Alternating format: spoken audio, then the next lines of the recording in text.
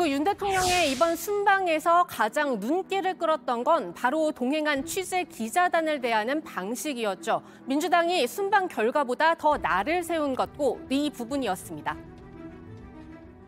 특히 이번 순방은 언론 통제에 나쁘끄러운 신기록을 썼습니다. MBC 전용기 탑승 배제로 언론 길들이기도 모자라 특정 언론만 상대하는 노골적 언론 차별, 언론 줄세기에 나섰습니다. 대통령실은 전용기에서 순방 취재 기자단을 배제했고 또다시 구설에 오를까 회담장에 기자를 들이지 않고 질문 답변도 없이 결과만 일방 통보했습니다.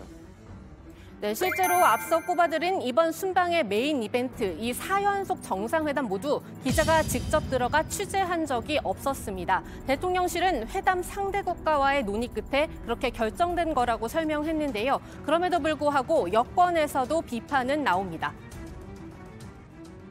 좀 심하게 얘기하면 조선중앙통신, 북한의 그런 것을 보는 것이 아니냐라는 생각이 들어요. 네. 기자들이 들어가서 풀단으로 4-5명이 해서 들어가는 이유가 그냥 단순히 대통령이 무슨 말을 했을까, 어떤 환담을 했을까, 그런 것도 취재 대상이지만 네. 어떠한 표정, 그렇죠. 뭐 몸짓, 뭐 말투, 억양, 뭐 다른 사람들과 어떻게 어울렸는지 이런 것도 다 취재 대상이거든요. 그렇죠. 네, 윤 대통령은 순방 중에 의례적으로 하는 전용기 기내 간담회도 이번엔 생략했습니다. 그러면서 평소 인연이 있다는 CBS 채널A 기자는 따로 불러 대화를 나눴다고 하는데요. 편한 대화였다는 설명이지만 여기에 대한 지적도 나오죠. 취재가 곧 대화고 대화가 곧 취재 아닙니까? 저는 윤석열 대통령이 작정하고 언론인들에게 메시지를 전달한 것이라고 생각합니다. 나한테 선택받고 싶으면 잘 보이라는 것이죠. 언론을 워치독으로 두는 게 아니라 랩독으로 만들겠다는 저희를 드러낸 것이라고 봅니다. 네, 이런 논란으로 시끄러울 때 마침 용산청사 정문에는 도어 스태핑 때마다 단상이 등장할 거란 소식 들어와 있습니다. 윤 대통령이 출근길에 하는 도어 스태핑, 매번 앞쪽에 있는 기자 몇 명한테만 질문 기회가 돌아가고는 했는데요.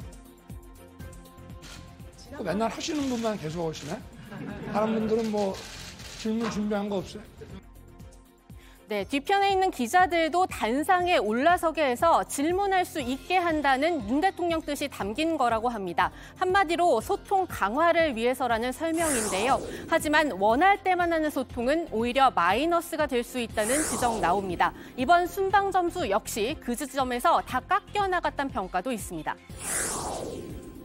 국내적으로는 이 어떤 뭐 언론 탄압 그리고 언론의 자유를 훼손하는 이런 일을 스스로 만들 이유가 전혀 없거든요. 네. 토탈로 이제 봐서는 70-80점 정도는 줄 수 있는데요. 네.